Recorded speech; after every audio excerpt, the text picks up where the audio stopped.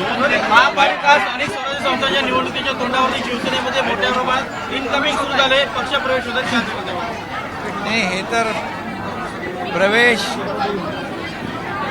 फक्त निवडणुका आता जाहीर झाल्या म्हणून नाही, तर जेव्हापासून आपण सरकार स्थापन केलं आणि 2022 पासून हा सिलसिला सुरू आहे प्रवेशाचा. कारण लोकांना आता विश्वास आहे की शिवसेना विकासाला चालना देणारा पक्ष आहे, लोकाभिमुख कल्याणकारी योजना करणारा पक्ष आहे आणि दिलेला शब्द पाळणारा पक्ष आहे, म्हणून लोक येत आहेत. सकाळी पण नाशिकमधले 4 नगरसेवकांनी प्रवेश केला. आत्ताही बघितलं आपण की महाराष्ट्रातून विविध ठिकाणाहून नगरसेवक आले, सरपंच आले, त्याचबरोबर राजस्थानमधून देखील मोठ्या प्रमाणावर आज पक्षप्रवेश झालेला आहे. राजस्थानमधले देखील 3 अपक्ष आमदार त्यांनी यापूर्वी शिवसेनेमध्ये प्रवेश केलेला आहे आणि त्यामुळे महाराष्ट्राच्या बाहेर देखील शिवसेनेमध्ये मोठ्या प्रमाणावर लोक येत आहेत महाराष्ट्राच्या बाहेरून. त्यामुळे एक खऱ्या अर्थाने आपण पाहतोय की या सर्व प्रवेशाचा येणाऱ्या स्थानिक स्वराज्य संस्था निवडणुका ज्या होणार आहेत, जिल्हा परिषद असतील, नगरपालिका असतील, महापालिका असतील, यामध्ये नक्की फायदा होईल. कारण शिवसेनेने गेल्या अनेक वर्षात जे केलेलं काम आहे, बाळासाहेबांचे विचार असतील, आनंदीगे साहेबांची शिकवण असेल, 80% समाजकारण, 20% राजकारण, आणि त्याच्यावर आम्ही तो आदर्श घेऊन पुढे चाललेलो आहे. आणि त्यामुळेच काम करणारा पक्ष, वेळ देणारा पक्ष, शब्दाला जागणारा पक्ष म्हणून लोक येत आहेत. सुधाकर बडगुजर यांनी तुमच्याशी देखील संपर्क केला होता. शिवसेनेत सुधाकर बडगुजर भाजपमध्ये प्रवेश केलाय त्यांनी, मात्र त्याआधी त्यांनी शिवसेनेशी देखील म्हणजे तुमच्याशी संपर्क केला होता. भाजपमध्ये प्रवेश केला, काही शिवसेनेमध्ये प्रवेश केला, महायुतीमध्ये प्रवेश केलेला आहे.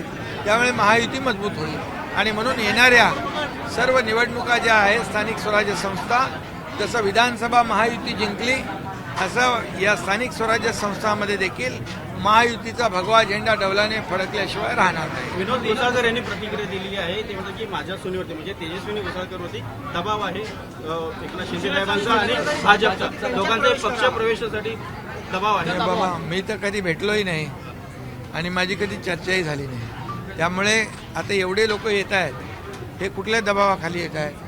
हे असे हजारो लाखो लोक गेल्या अनेक मागच्या काळामध्ये ज्यांनी प्रवेश केलेला आहे, हे असं दबावाने कोणी येत नाही.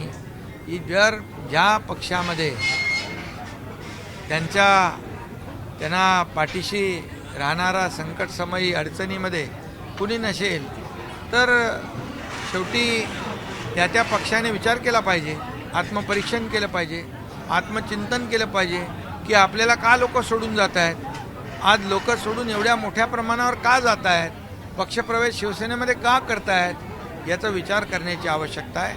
त्यामुळे आलेल्या लोकांचं मी स्वागत केलेलं आहे. या सगळ्यांच्या प्रवेशामुळे शिवसेना अधिक बळकट होईल, अधिक बलवान होईल आणि त्याचबरोबर त्यांच्या भागातल्या मूलभूत सोयीसुविधा ज्या आहेत त्यांनाही चालना मिळेल. वर्धापन दिन जवळ आलेला आहे, कशा प्रकारे तयारी आहे, कशा प्रकारे साजरा केला जाणार? वर्धापन दिनाची तयारी आमचे कार्यकर्ते पदाधिकारी करतायत. वर्धापन दिन शिवसेनेचा 19 जूनला मोठ्या दिमाखामध्ये जल्लोषामध्ये साजरा होईल.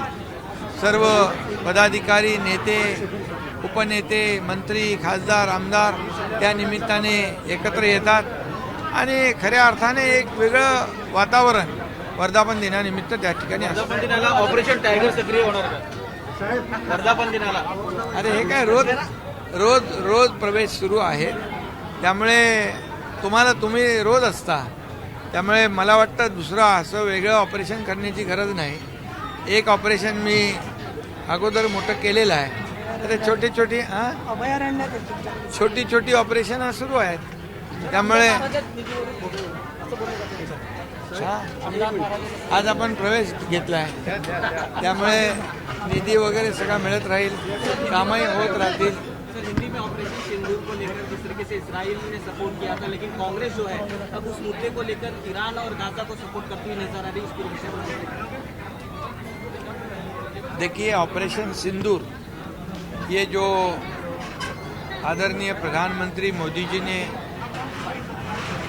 शुरू किया, क्योंकि हमारे बहनों का सिंदूर पोंछने का पाप पाकिस्तान ने किया और इसलिए मुंह तोड़ जवाब उसको दिया। पहलगाम में जो हुआ हमला, उसके लिए आदरणीय प्रधानमंत्री जी ने पाकिस्तान को सबक सिखाई है और इसमें ऑपरेशन जैसे अभी तक कितने हमले हुए, कितने अटैक हो गए, लेकिन जब कांग्रेस की सरकार थी तो कांग्रेस ने कभी भी इसके ऊपर कोई आवाज़ भी नहीं उठाई, एक्शन को रिएक्शन भी नहीं दी, सिर्फ वोटों की राजनीति करने का काम उन्होंने किया। लेकिन इस बार देश की जनता के जो मन में था वो आदरणीय मोदी जी ने करके दिखाया है और ऑपरेशन सिंदूर के माध्यम से पाकिस्तान को मुंह तोड़ जवाब दिया है, ईंट का जवाब पत्थर से दिया है और इसका समर्थन कई देशों ने किया है। जब हमारे 7 डेलीगेशन गए थे, 34 देशों में उन्होंने हमारे देश की भूमिका, हमारे देश का स्टैंड क्या है वो दुनिया को दिखाया और पाकिस्तान का दहशतवादी जो चेहरा है, जो मुखौटा है, उसको